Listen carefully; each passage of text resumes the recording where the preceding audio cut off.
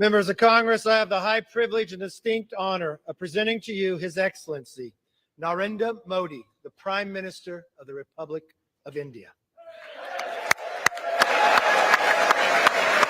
Thank you.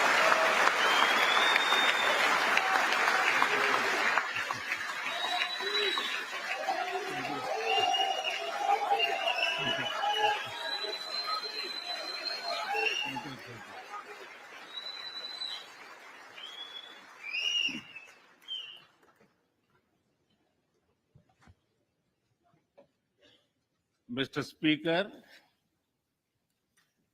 Madam Vice President, distinguished members of the US Congress, ladies and gentlemen, Namaskar.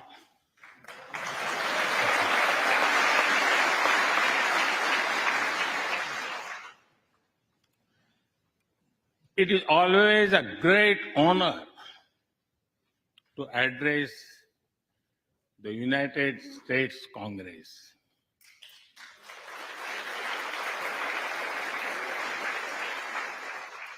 It is an exceptional privilege to do so twice.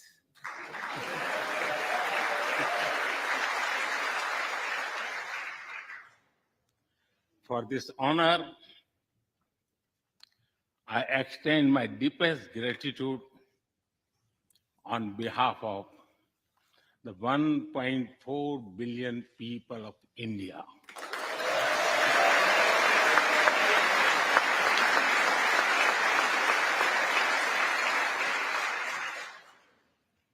I see that nearly half of you were here in 2016.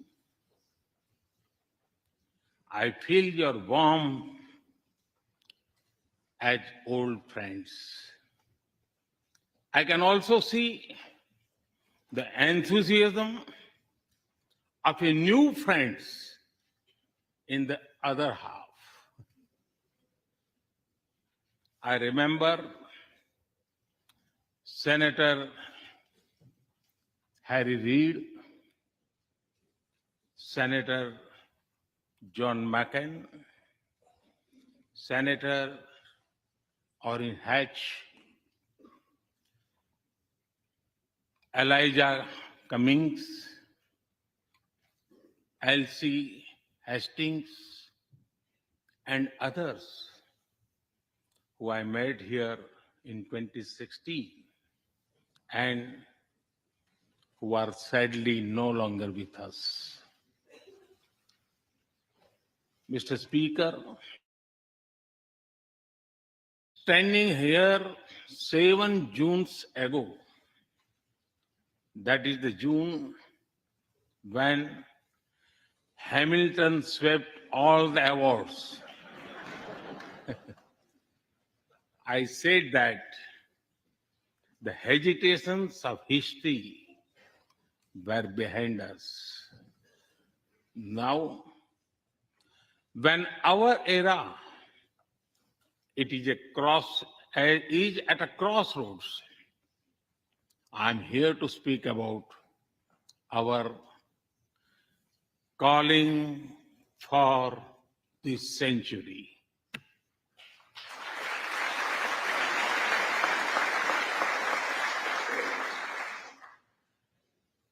Through the long and widening road that we have traveled, we have made the test of friendship.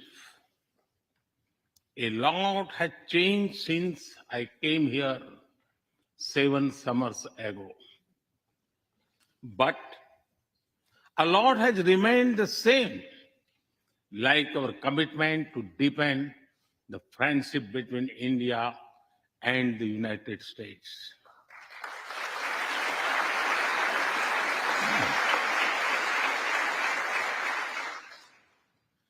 In the past few years, there have been many advances in AI, artificial intelligence. At the same time, there have been even more momentous development in another AI, America and India.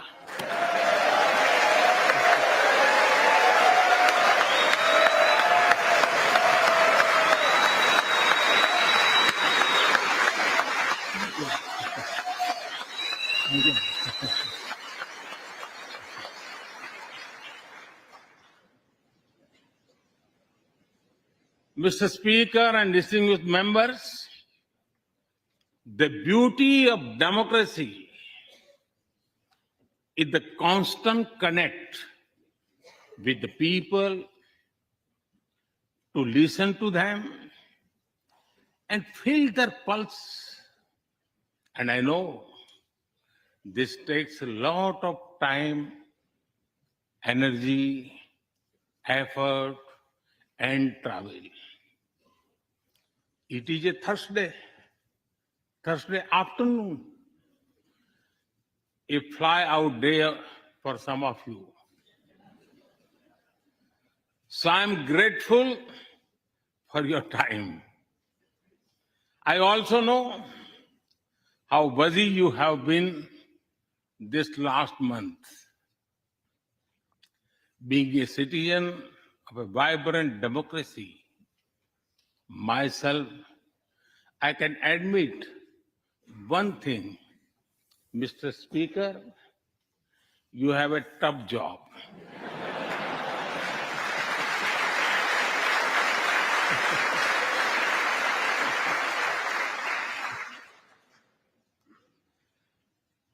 I can relate to the battles of patience, persuasion, and policy.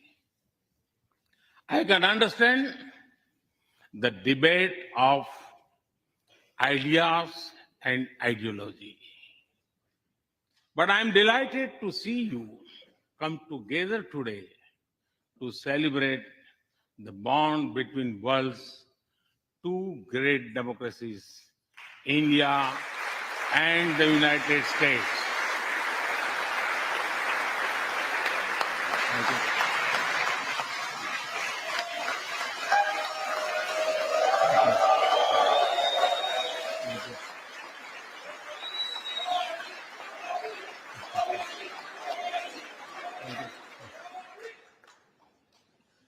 I'm happy to help out.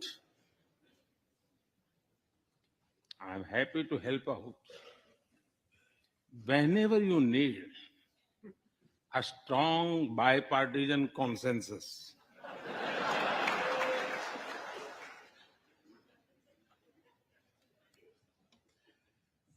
There will be and there must be a contest of ideas at home. But we must also come together as one when we speak for our nation.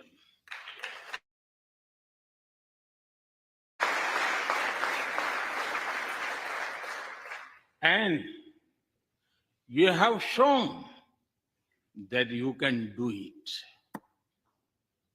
Congratulations.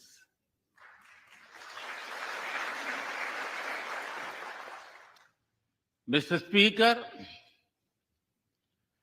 the foundation of America was inspired by the vision of a nation of equal people. Throughout your history, you embraced people from around the world, and you have made them equal partners in the American dream.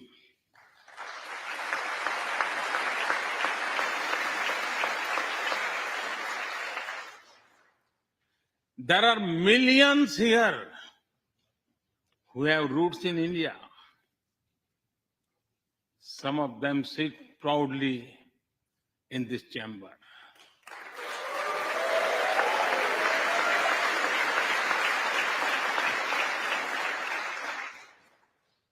And there is one behind me who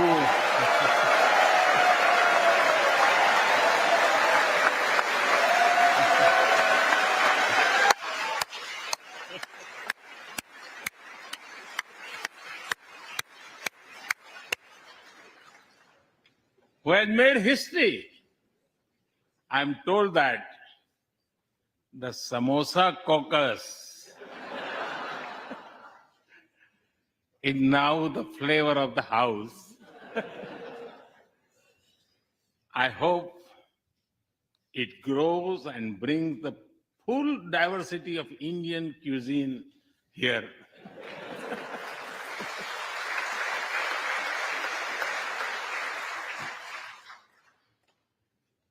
Over 2 centuries, we have inspired each other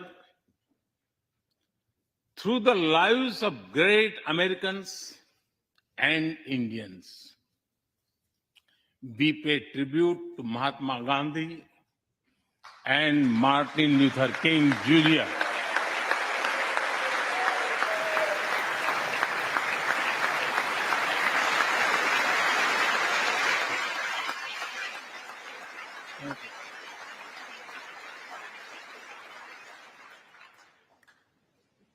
We also remember many others who work for liberty, equality, and justice. Today, I also wish to pay heartfelt tribute to one of them, Congressman John Lewis.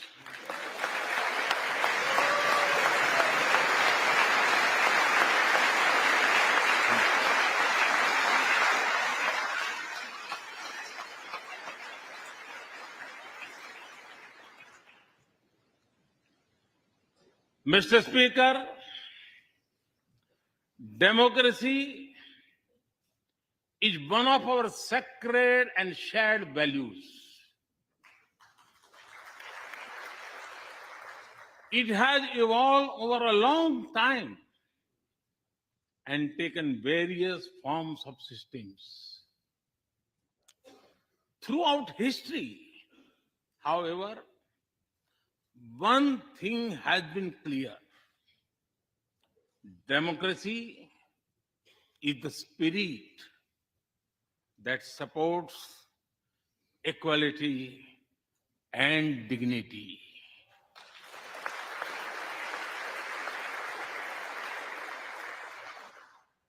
Democracy is the idea that welcomes debate and discourse. Democracy is the culture that gives wings to thought and expression. India is blessed to have such values from times immemorial. In the evolution of the democratic spirit, India is the mother of democracy.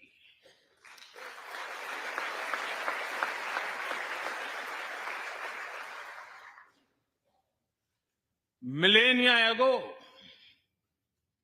our oldest scripture said, Ekam Sat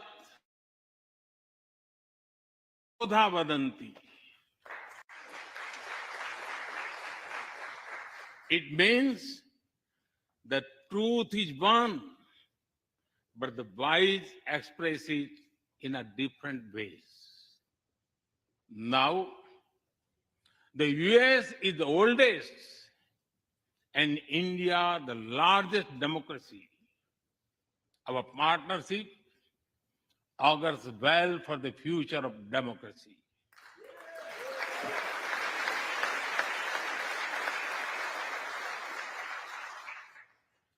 Together, we shall give a better future to the world and a better world to the future.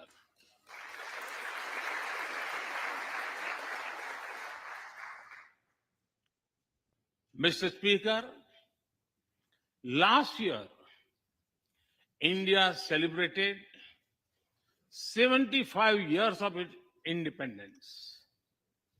Every milestone is important, but this one was a special. We celebrated a remarkable journey of over 75 years of freedom after 1,000 years of foreign rule in one form or another. This was not just a celebration of democracy, but also of diversity, not just of constitution, but also of its spirit of a social empowerment, not just of our competitiveness and cooperative federalism, but also of our essential unity and integrity.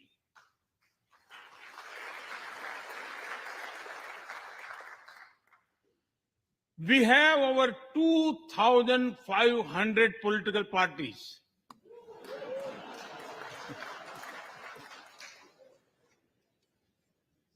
Yes, you heard that right. 2,500. About 20 different parties govern various states of India.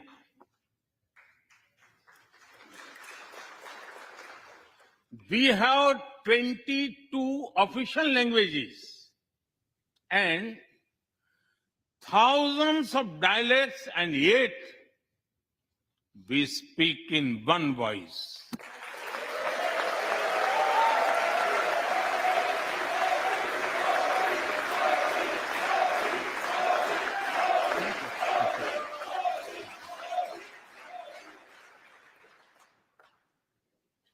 Every 100 miles, our cuisine changes from dosa to aloo paratha, and from Sikhan to Sandesh. We enjoy all of this. We are home to all faiths in the world, and we celebrate all of them.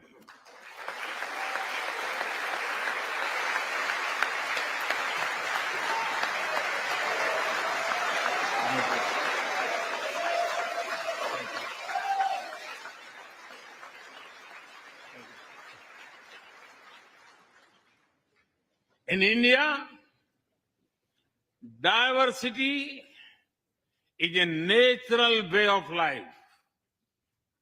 Today, the world wants to know more and more about India. I see that. Curiosity in this house too. We were honored to receive over 100 members of the US Congress in India over the last decade.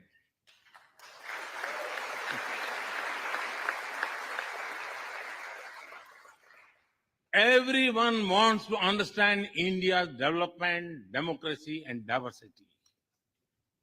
Everyone wants to know what India is doing right and how. Among close friends, I'm happy to share the same. Mr. Speaker, when I first visited the US as a Prime Minister, India was the 10th largest economy in the world. 10th. Today, India is the 5th largest economy.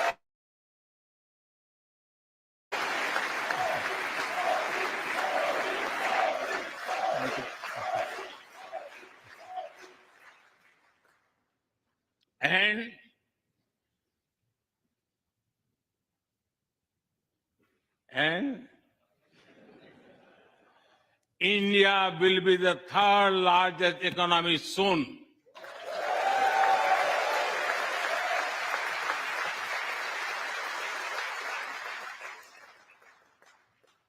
We are not only growing bigger, but we are also growing faster. When India grows, the whole world grows.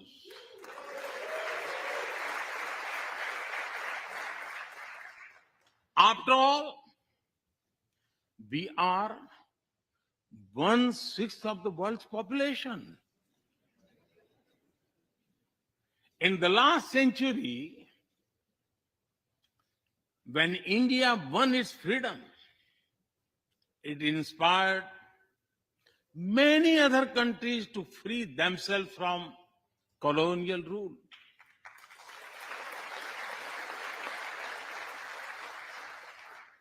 In this century, when India sets benchmark in growth, it will inspire many other countries to do the same.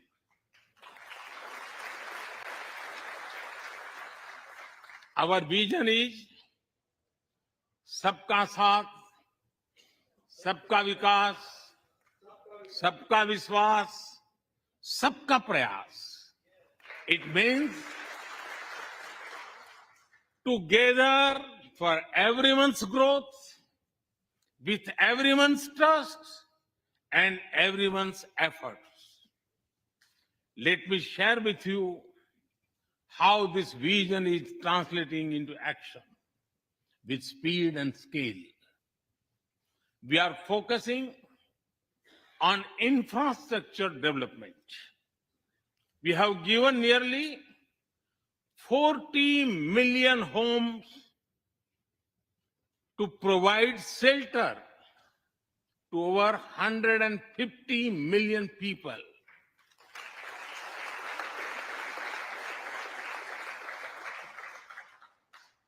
That is nearly 6 times the population of Australia.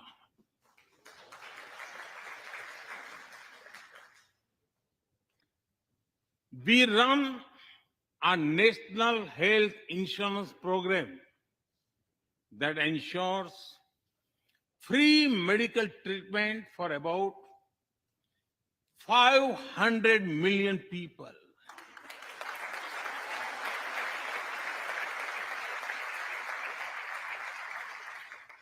$500 million people.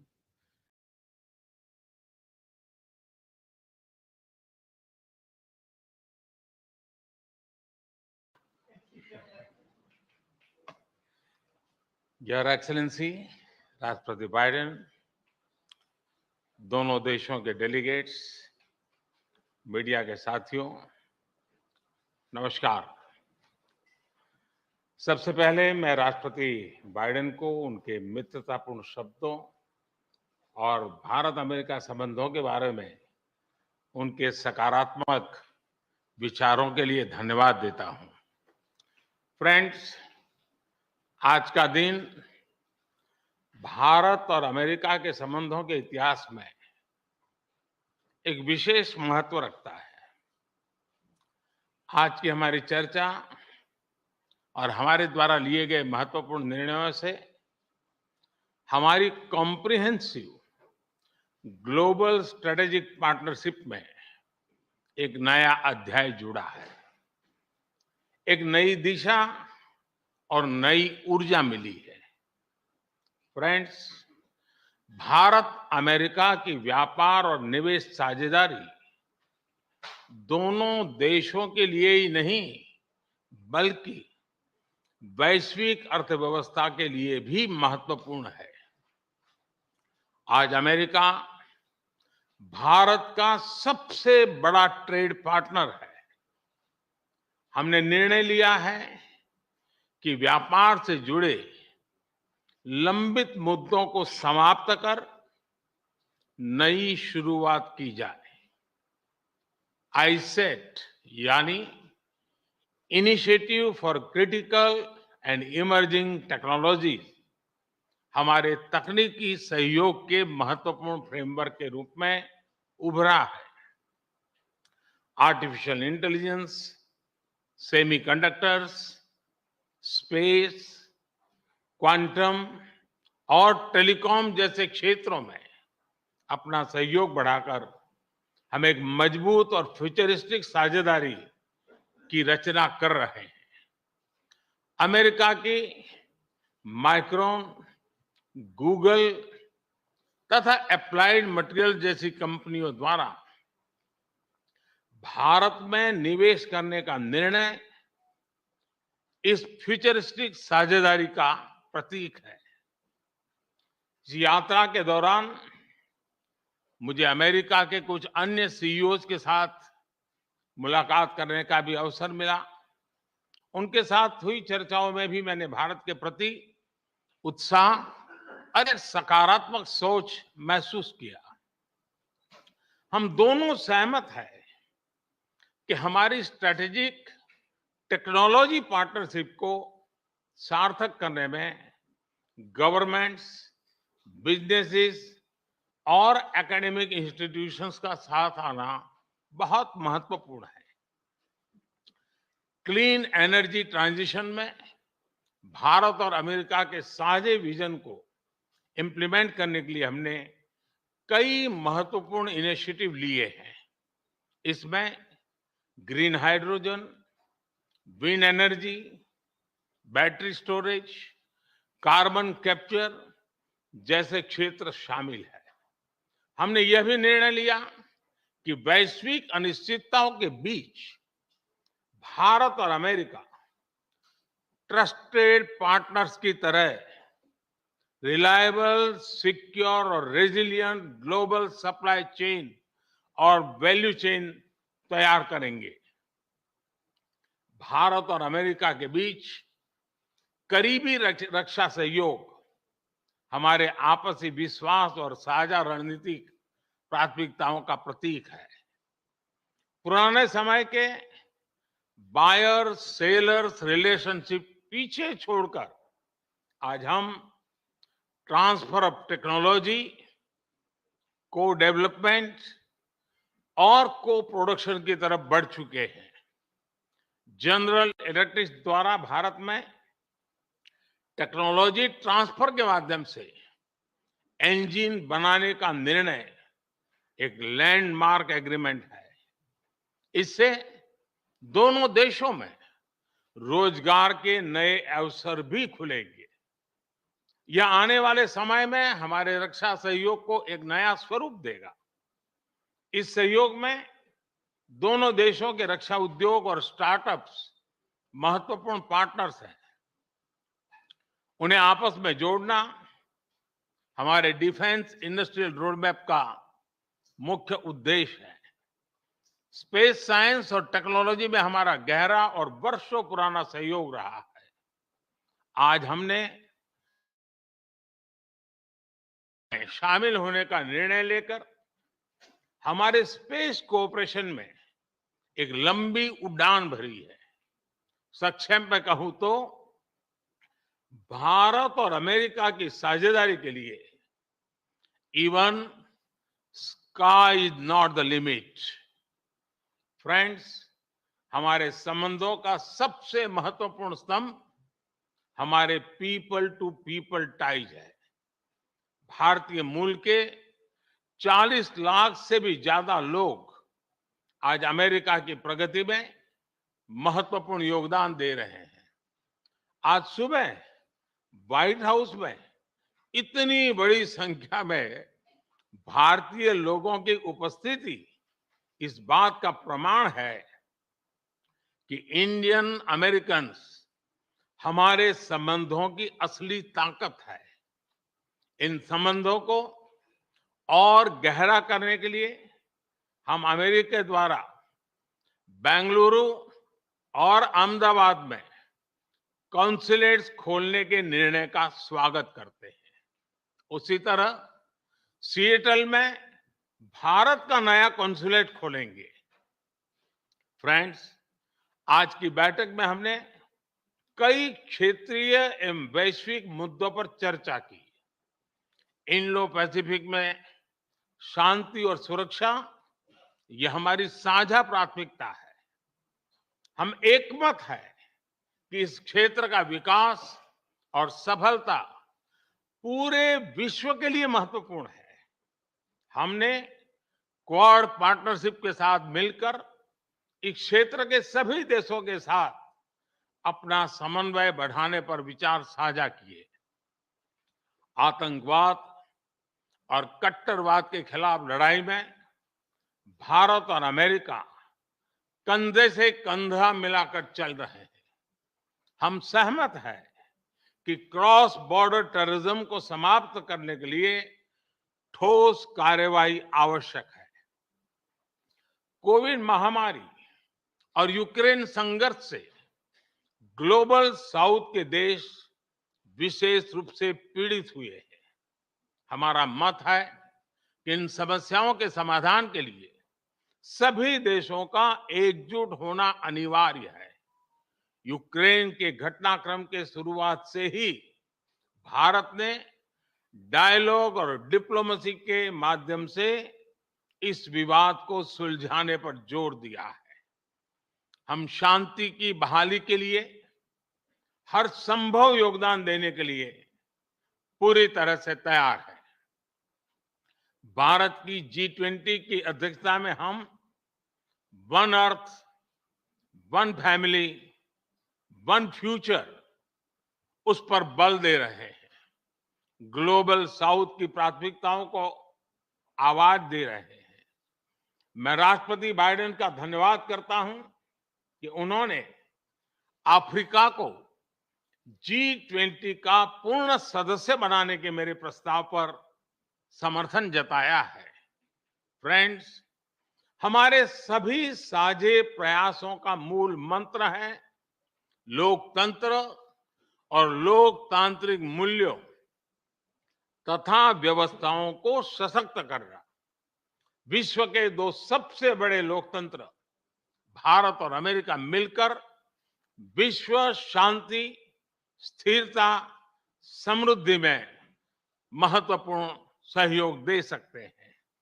मुझे विश्वास है कि इन मूल्यों के आधार पर हम दोनों देशों के लोगों की ही नहीं बल्कि पूरे विश्व की अपेक्षाओं और आकांक्षाओं को पूरा कर सकेंगे। राष्ट्रपति बाइडेन, आज की उपयोगी चर्चा के लिए मैं आपका बहुत बहुत धन्यवाद करता हूं। इस वर्ष G20 समिट के दौरान आपका भारत में स्वागत करने के लिए भारत और मैं स्वयं भी बहुत ही उत्सुक है। और जैसा राष्ट्रपति जी ने कहा, हम लोगों को मुझे जाना है बाद में कांग्रेस को एड्रेस करने के लिए, और इसलिए ज्यादा अधिक समय न लेते हुए मैं मेरी बात को विराम देता हूं। मैं फिर एक बार राष्ट्रपति का बहुत बहुत धन्यवाद करता हूं।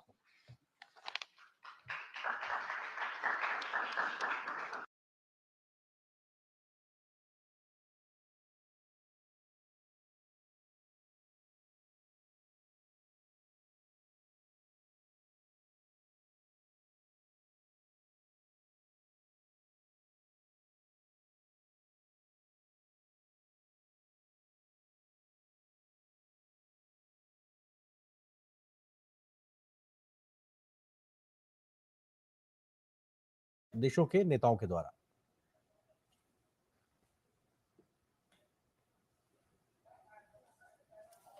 Prime Minister and I have just finished a very productive meeting. And the Prime Minister, I know you've got to go up to Capitol Hill very soon and to address the joint session of Congress. It's a testament to the strong and enduring and thoroughly bipartisan support that exists all across the United States for the friendship and partnership between the United States that they're anxiously waiting to hear you up on Capitol Hill. A partnership that is among the most consequential in the world, that is stronger, closer, and more dynamic than any time in history. Mr. Prime Minister, we've met many times over the past few years, most recently in Hiroshima at the G7 summit, and each time I was struck by our ability to find new areas of cooperation. Together, we're unlocking the shared future of what I believe to be unlimited potential. And with this visit, we're demonstrating once more how India and the United States are collaborating on nearly every human endeavor and delivering progress across the board. From designing new ways to diagnose and treat illnesses, like cancer and diabetes, to collaborating on human spaceflight, including sending an Indian astronaut to the International Space Station in 2024, to accelerating the global clean energy transition and tackling the climate crisis we face, to harnessing our shared expertise on critical and emerging technologies like quantum computing and artificial intelligence, to ensuring they are not used as tools of misinformation and oppression. We are doubling down on our cooperation to secure our semiconductor supply chains, advancing Open RAN telecommunications networks, and growing our major defense partnership with the more joint exercises, more cooperation between our defense industries, and more consultation and coordination across all domains. Our economic relationship is booming. Trade between our countries has almost doubled over the past decade to more than $191 billion, supporting tens of thousands of good jobs in both India and the United States. Add to that, 1 million American jobs across 44 states will be supported by the purchase of more than 200 American-made Boeing aircraft by that Air India is announcing earlier this year. And with this visit, Indian firms are announcing more than $2 billion in new investments in manufacturing, solar in Colorado, steel in Ohio, and optic fiber in South Carolina, and much more. Further proof that America's manufacturing is back. We're expanding educational exchanges for our students, building on the record 125,000 student visas for Indians to study in the United States we issued last year, and opening new consulates that's going to make it easier for our people to travel, work, and collaborate together. On the issues that matter most and that will define the future, our nations look to one another, including on critical regional and global issues. And today, we also talked about our shared efforts to mitigate the humanitarian tragedies unleashed by Russia's brutal war in Ukraine and to defend the core principles of the UN Charter's sovereignty and territorial integrity. We discussed our work through the Quad and how India and the United States, together with Australia and Japan, can ensure the vital Indo-Pacific region remains free, open, prosperous, and secure. Through our new I2U2 grouping with Israel and the UAE, we're building regional connections to the Middle East and spurring science-based solutions to global challenges like food security and clean energy. And this year, under India's leadership of the G20, we're putting sustainable development at the center of the agenda. We're delivering meaningful action on low and middle-income nations, including multilateral development bank reform, debt relief, and building resilient and equitable health systems. The bottom line is simple. We want people everywhere to have the opportunity to live in dignity. And let me close with this. Indians and Americans are both peoples who innovate and create, turn obstacles into opportunities, who find strength in community and family, and who cherish freedom and celebrate the democratic values of universal human rights, which face challenges around the world and in each of our countries, but which remain so vital to the success of each of our nations. Press freedom, religious freedom, tolerance, diversity. India now is now the most populous country in the world. It's a democracy. We understand that it is the brilliance and the backbone of our people, as diverse and talents and traditions that make us strong as a nation. It's democracies that do that. We see that so clearly here in the United States, where a vibrant Indian American community of more than 4 million strong contributes every single day to the writing of the future of our nation. Indian Americans of every background and faith, representing the full diversity of India, are pursuing their American dream while maintaining deep connections for their Indian heritage and families. That makes us all stronger. That is a cornerstone of this essential partnership, between India and the United States. And that is why I know we're going to grow as we face the future together. Mr. Prime Minister, the floor is yours.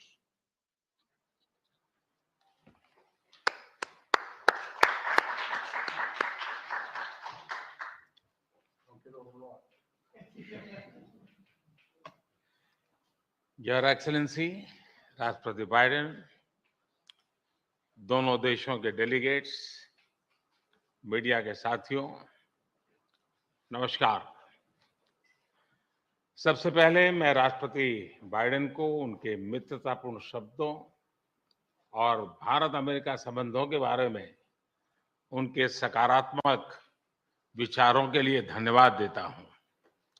Friends, आज का दिन भारत और America के संबंधों के इतिहास में एक विशेष महत्व रखता है। आज की हमारी चर्चा और हमारे द्वारा लिए गए महत्वपूर्ण निर्णयों से हमारी कॉम्प्रिहेंसिव ग्लोबल स्ट्रेटेजिक पार्टनरशिप में एक नया अध्याय जुड़ा है। एक नई दिशा और नई ऊर्जा मिली है।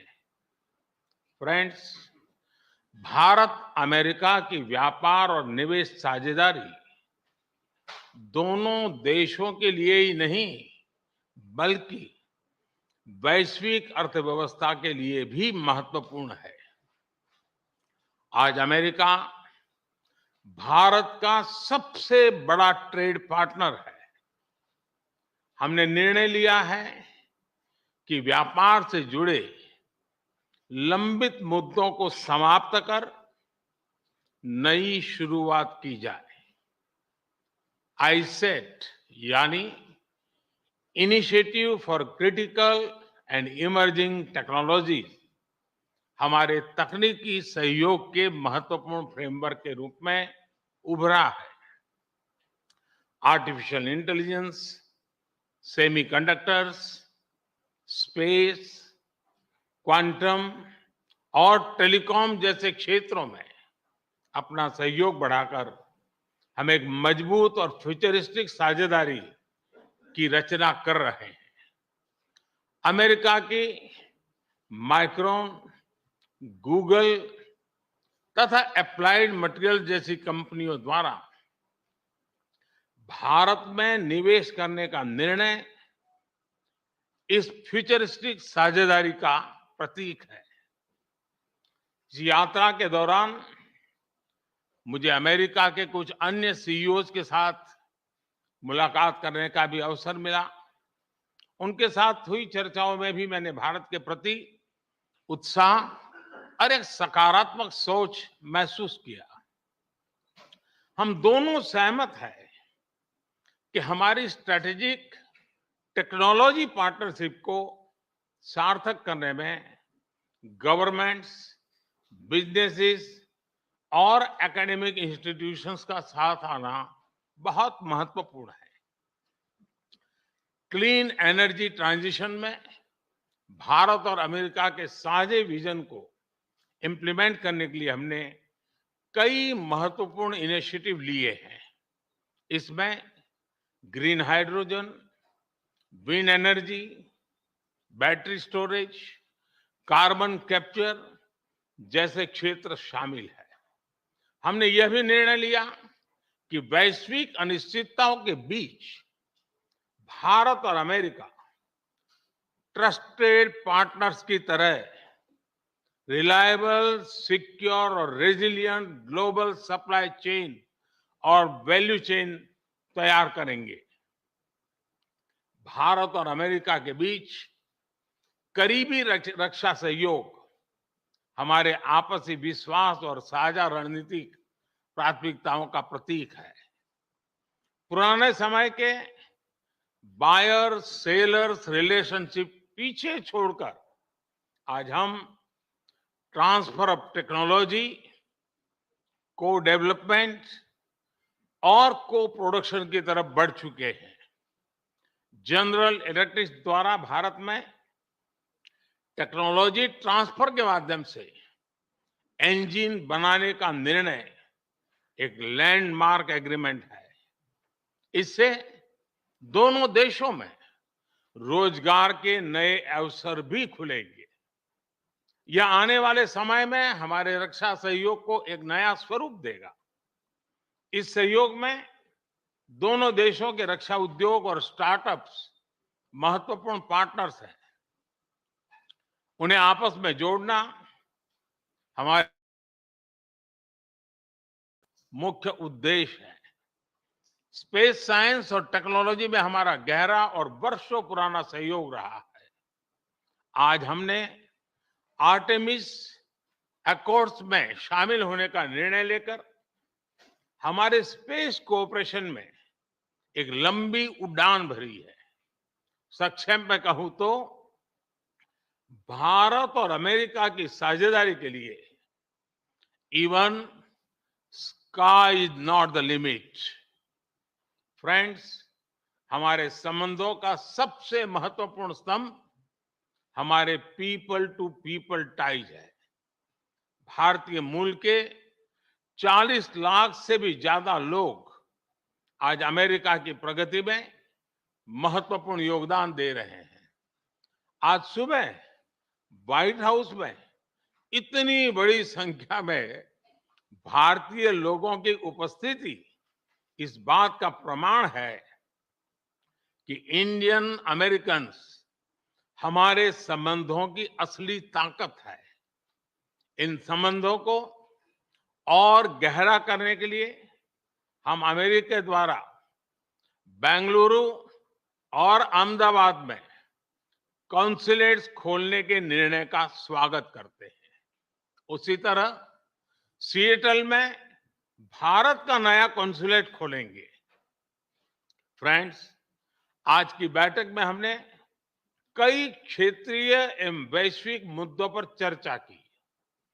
इंडो पैसिफिक में शांति और सुरक्षा यह हमारी साझा प्राथमिकता है। हम एकमत है कि इस क्षेत्र का विकास और सफलता पूरे विश्व के लिए महत्वपूर्ण है। हमने क्वाड पार्टनरशिप के साथ मिलकर इस क्षेत्र के सभी देशों के साथ अपना समन्वय बढ़ाने पर विचार साझा किए। आतंकवाद और कट्टरवाद के खिलाफ लड़ाई में भारत और अमेरिका कंधे से कंधा मिलाकर चल रहे हैं। हम सहमत हैं कि क्रॉस बॉर्डर टेररिज्म को समाप्त करने के लिए ठोस कार्यवाही आवश्यक है। कोविड महामारी और यूक्रेन संघर्ष से ग्लोबल साउथ के देश विशेष रूप से पीड़ित हुए हैं। हमारा मत है कि इन समस्याओं के समाधान के लिए सभी देशों का एकजुट होना अनिवार्य है। यूक्रेन के घटनाक्रम के शुरुआत से ही भारत ने डायलॉग और डिप्लोमेसी के माध्यम से इस विवाद को सुलझाने पर जोर दिया है। हम शांति की बहाली के लिए हर संभव योगदान देने के लिए पूरी तरह से तैयार है। भारत की G20 की अध्यक्षता में हम one earth, one family, one future उस पर बल दे रहे हैं। ग्लोबल साउथ की प्राथमिकताओं को आवाज दे रहे हैं।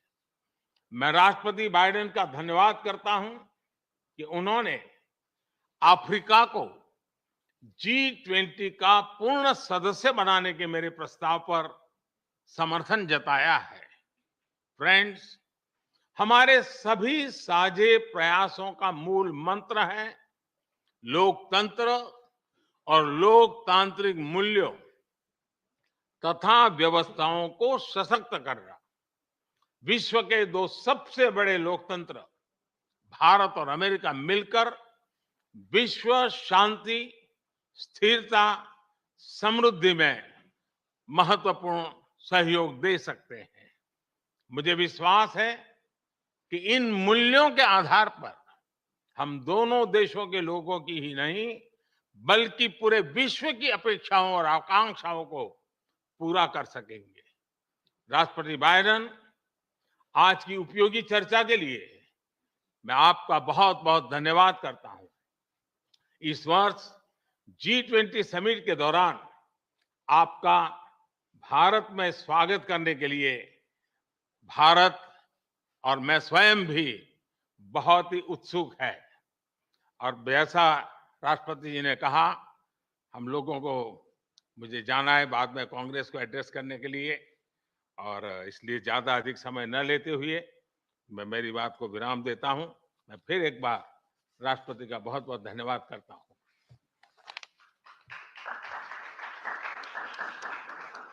Well, the Congress is actually waiting to, and anxiously waiting to hear you. I'm told there are two questioners, Sabrina from the Wall Street Journal, Trust of India. And Sabrina, you're first. Thank you, Mr. President. I have a question for the Prime Minister, but first a two-part question for you. Your comments at a fundraiser this week appear to be the first time in recent memory that a sitting U.S. president has called a Chinese leader a dictator. Did those comments about President Xi undermine or complicate the progress your administration has made in maintaining a relationship with China? And secondly, on India, as you raise these broader issues of human rights and democracy, what is your message to those, including some members of your own party, who say that your administration is overlooking the targeting of religious minorities and crackdown on dissent in Prime Minister Modi's country? The answer to your first question is no. When we're talking to our allies and partners around the world, including India, we let the idea of my choosing and avoiding saying what I think is the facts with regard to the relationship with India, with China, is just not something I'm going to change very much. I think I believe that, and I've said this for some time, that the hysteria about the relationship with China is collapsing and moving, et cetera, et cetera. We had an incident that caused some confusion, you might say. But the Secretary Blinken had a great trip to China.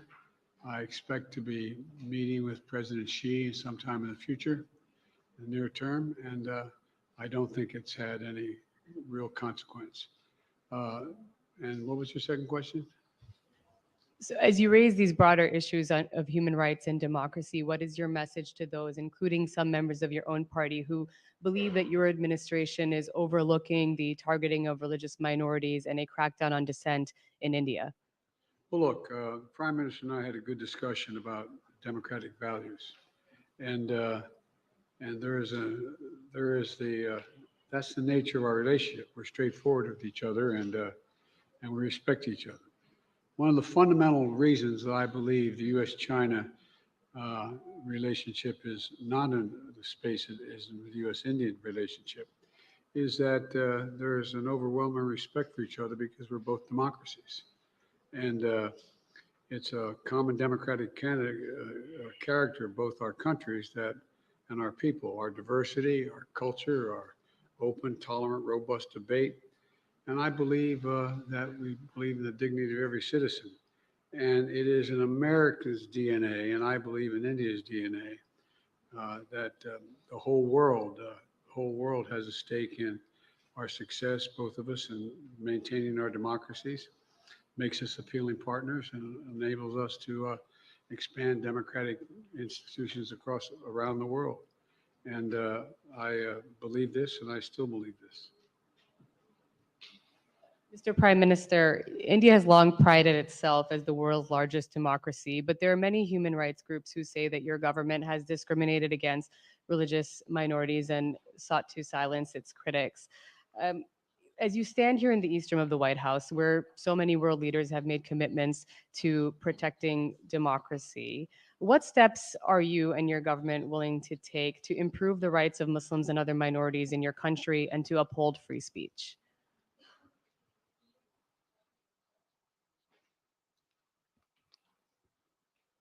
मुझे आश्चर्य हो रहा है कि आप कह रहे हैं कि लोग कहते हैं नहीं, भारत डेमोक्रेसी है। और जैसा राष्ट्रपति बाइडेन ने कहा, भारत और अमेरिका दोनों के डीएनए में लोकतंत्र है। लोकतंत्र हमारा स्पिरिट है, लोकतंत्र हमारी रगों में है, लोकतंत्र को हम जीते हैं और हमारे पूर्वजों ने उसको शब्दों में ढाला है संविधान के रूप में।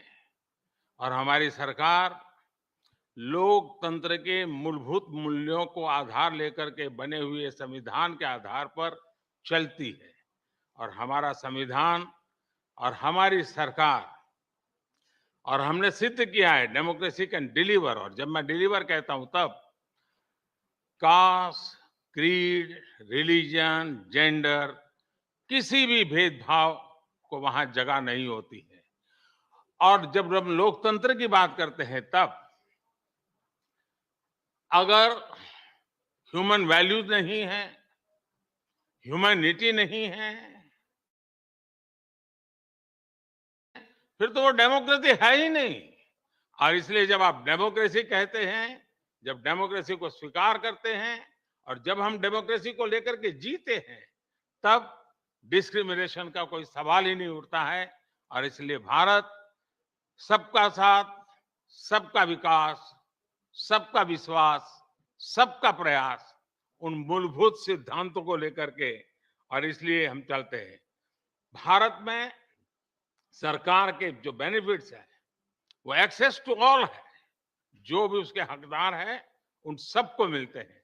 इसलिए भारत के लोकतांत्रिक मूल्यों में कोई भेदभाव नहीं है, न धर्म के आधार पर, न जाति के आधार पर, न उम्र के आधार पर, न भूभाग के आधार पर।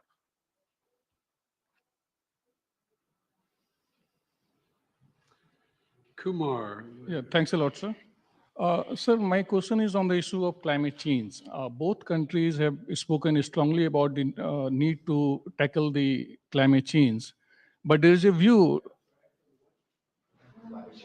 Both, Climate change. I'm sorry, I yeah, didn't both hear. countries have spoken about the challenge of climate change, but there is a view that ambitious targets are set, but implementation is found often lacking.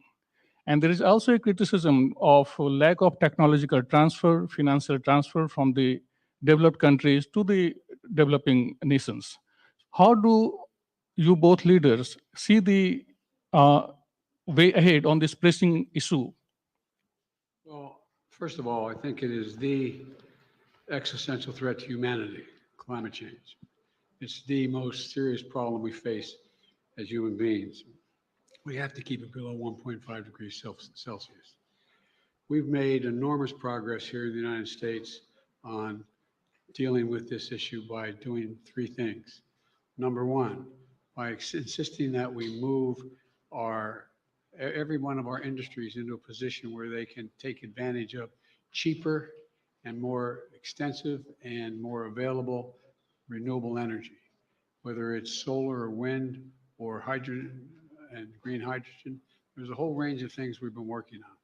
In addition to that, we find ourselves in a position that what we've done is that we have significantly reduced for example, I made a commitment that we are going to make sure that by 2030, 30% of all our land and sea and oceans were in conservation, could not be developed. We're well on our way to doing that, and that's also absorbing carbon from the air as a consequence of that because of the conservation. We are in a position as well, but we have provided for significant increase in funding for a whole range of issues, but not just for the United States, but for the rest of the world. For example, we're working with the G7 to provide for infrastructure work for dealing with global warming on the continent of Africa. In Angola, building the largest solar project, moving ourselves, having railway to go all the way across the southern from the Atlantic Ocean to the Indian Ocean in Africa, to be able to transport and do it cheaper and do it with less, how can I say it, less carbon emissions. We're trying to work with other countries to maintain their carbon sinks so they don't have to develop them like we did in causing pollution. And we're trying to figure out how to work out to pay them not to develop certain areas like the Amazon and Brazil. But there's a lot of technology that's available that we're sharing and we share with one another. We've learned how to do solar energy, which is considerably cheaper than it is for fuel, for fossil fuels. The same way dealing with not just solar, but dealing with wind. And so there's a lot of technology that we've developed, and we're well on our way, I think, to meeting the commitment we made that we made in Paris. And we're prepared to share all of that with India that has a desire to do the same.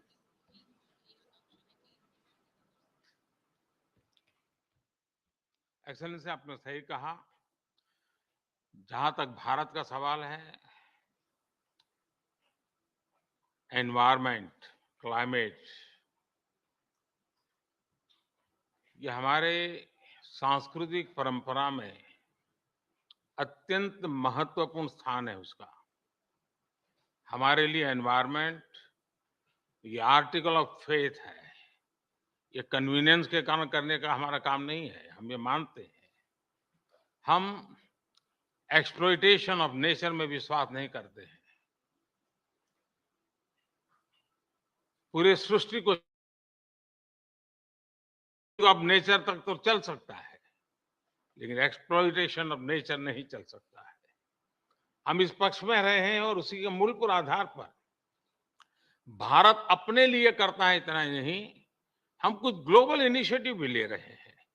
आपको मालूम है, G20 देशों ने Paris में जो promise किया था, सभी G20 देशों में अकेला हिंदुस्तान है जिसने पेरिस में जो प्रॉमिस किए थे वो सारे प्रॉमिस पूरे किए हैं। इतना ही नहीं, सोलर एनर्जी के क्षेत्र में हमने ग्लासगो में रिन्यूएबल एनर्जी के क्षेत्र में 500 गीगावाट का टारगेट रखा है। हमने 2030 तक भारत की रेलवे का नेट जीरो का रख रखा है। और भारत की रेलवे कहने के बाद आपको उसका स्केल पता होना चाहिए। भारत की रेलवे का मतलब है कि हर दिन मेरे यहाँ रेल के डिब्बे में पूरा ऑस्ट्रेलिया होता है। इतना बड़ा मेरा देश है, और वहां मैं 2030 तक रेलवे को नेट जीरो लेकर के चल रहा हूं। उसी प्रकार से जो हमने सोलर एनर्जी के टारगेट तय किए थे, हमने इथेनॉल के टारगेट तय किए थे 10% का, वो समय से पहले पूरा कर दिया। हम 20% इथेनॉल ब्लेंडिंग की दिशा में आगे बढ़ रहे हैं। हम ग्रीन हाइड्रोजन को इनिशिएट कर रहे हैं और भारत ग्रीन हाइड्रोजन हब बने, उस दिशा में हम काम कर रहे हैं। हमने दुनिया के लिए इंटरनेशनल सोलर अलायंस उसका हमने लॉन्च किया, और आज दुनिया के कई देश उसमें भारत के साथ मिलकर के आगे बढ़ रहे हैं। हमने जो आइलैंड कंट्रीज है उनको स्पेशली सोलार के क्षेत्र में मदद करके उनको एक नया विश्वास दिया है कि हम आपकी कठिनाइयों में आपके साथ हैं। भावी किसी भी संकट के लिए हम आपकी चुनौती को पार करने के लिए हमारी जिम्मेवारियां निभाएंगे, आपको भी मदद करेंगे। हम वो देश हैं जिसने एक और नया क्षेत्र हाथ लिया है। हम देख रहे हैं कि नेचुरल कैलेमिटी के कारण आज मनुष्य मृत्यु की चर्चा तो होती है, लेकिन इंफ्रास्ट्रक्चर का इतना नुकसान होता है जो 50-50 साल तक भरपाई नहीं हो सकता। और इसलिए ये जो क्लाइमेट चेंज के कारण जिस प्रकार का संकट आ रहा है, तो ऐसा इंफ्रास्ट्रक्चर बनना चाहिए जिसमें रेजिलियंस हो, और इसके लिए CDRI हमने एक ग्लोबल ऑर्गेनाइजेशन को जन्म दिया है। और आपको पता होगा, मैंने ग्लासगो के अंदर एक विषय रखा है दुनिया के सामने, और जिसको पिछले दिनों UN सेक्रेटरी जनरल और मैंने उसको लॉन्च किया है, वो है मिशन लाइफ। और जब मैं लाइफ कहता हूं तब life style for environment. Her individual को प्रो क्लाइमेट, प्रो एनवायरमेंट अपना जीवन जीने का तरीका डेवलप करना होगा। इतने बड़े संकट के लिए उस दिशा में भी हम काम कर रहे हैं, और मुझे विश्वास है कि भारत ने जो आज इन क्षेत्रों में काम शुरू किया है, इसलिए नहीं कि भारत ने दुनिया के एनवायरमेंट को बुरा किया है, लेकिन हम इसलिए कर रहे हैं कि हमारी भावी पीढ़ी की हमें चिंता है। हम हमारी भावी पीढ़ी को ऐसा विश्व नहीं दे सकते हैं कि जिसके लिए उसके लिए जीना कठिन हो जाए। और इसलिए एक ग्लोबल रिस्पॉन्सिबिलिटी के रूप में भारत ने खुद ने कुछ बुरा नहीं किया है तो भी अच्छा करने में, योगदान देने में हम अग्रिम भूमिका निभा रहे हैं और हम आगे भी निभा रहेंगे। जहां तक समृद्ध देश है, लगातार चर्चा रही है, टेक्नोलॉजी ट्रांसफर हो, फाइनेंशियल मदद हो, और धीरे धीरे विश्व भी मन बना रहा है कि जो देश इसमें करना चाहते हैं उनको टेक्नोलॉजी की मदद मिले, उनको फाइनेंशियल मदद मिले। हम प्रतीक्षा कर रहे हैं कि जितना जल्दी इस विषय में आगे बढ़ेंगे, दुनिया को इस संकट से हम जल्दी से मुक्त कर पाएंगे। धन्यवाद। Let me add one thing to that. We have caused damage in the United States the way we developed over the last 300 years. And that's why I was able to convince my colleagues in the Congress to pass legislation, the largest climate fund ever in American in the world history, $369 billion, $369 billion to deal with the climate crisis. And we're doing it extensively now, and I think you're going to see significant progress. Thank you all very, very much. President,